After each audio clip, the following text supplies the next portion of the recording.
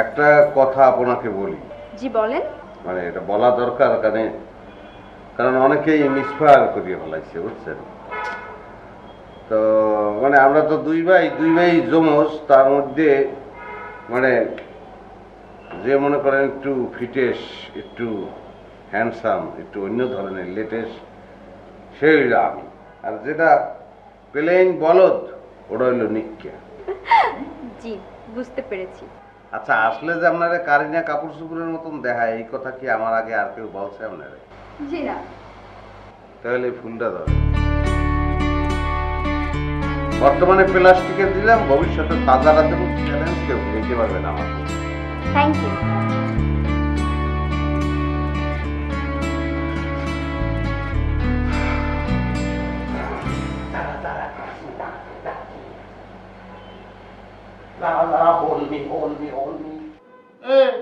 তোর কাকুর ওই বড় মাছটা দিয়ে দেখি।